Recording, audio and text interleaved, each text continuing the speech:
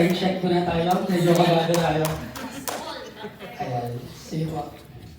To our dearest WC Skills Academy, President Ma'am Carmencita Diwi, our honorable guest, to our gorgeous and versatile trainer, Ma'am Regina Warren, to all admin staff, visitors, and to my fellow graduates, a pleasant evening everyone. It is an honor to stand before you today as a proud graduate of WC Skills Academy.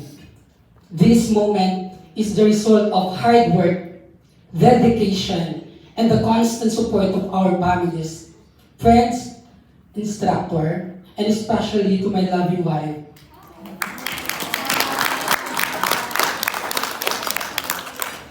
We have reached the end of a challenging journey, but it is only the beginning of an exciting new chapter in our lives.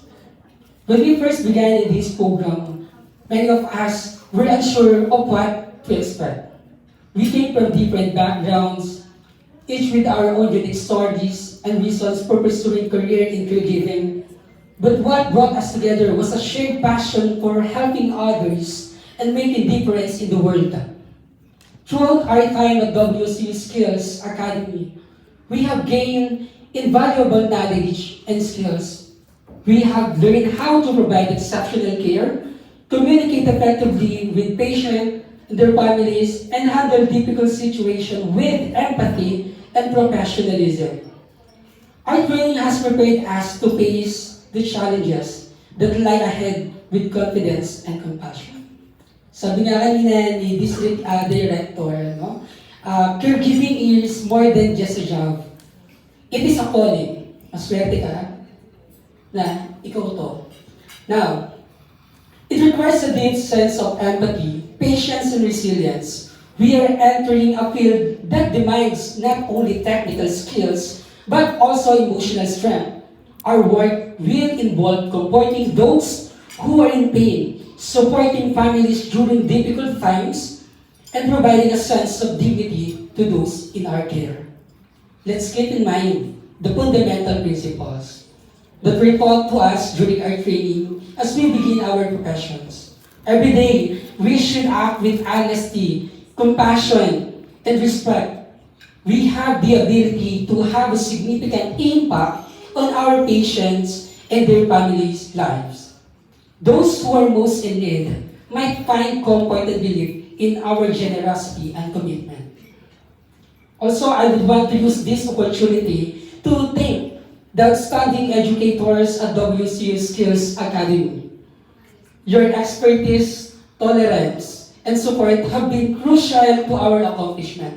Ma'am Regina Warren. Palakpakan naman natin si Ma'am Regina Warren.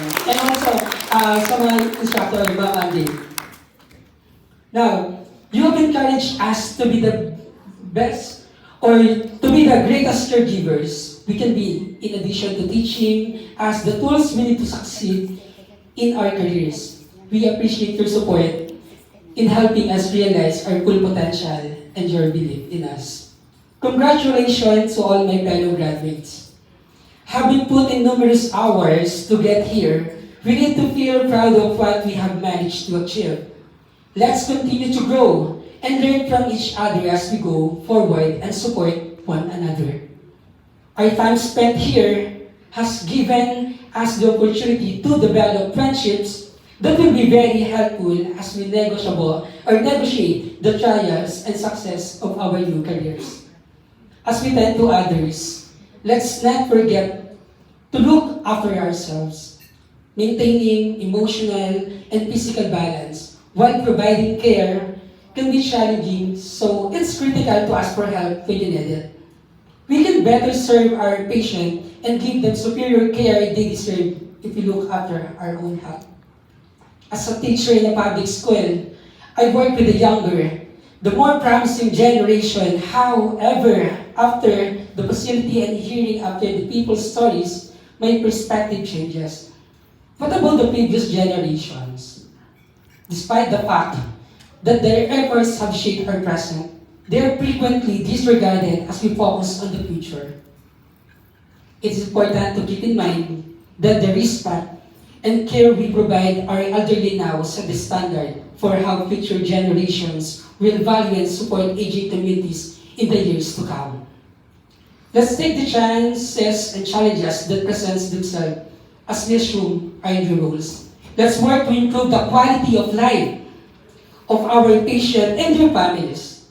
We must make the most of the information, abilities, and compassion we have in order to make a difference.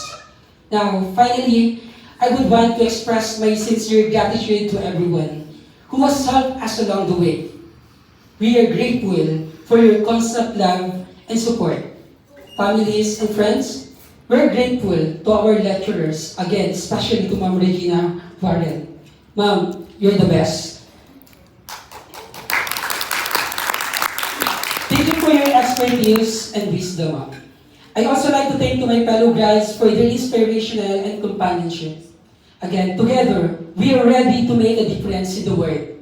Let's go out and provide the compassionate care that we have been trained to deliver. Congratulations, graduates. WC Skills 1 to see succeed. Best of luck in our future endeavors. That will be all. Thank you.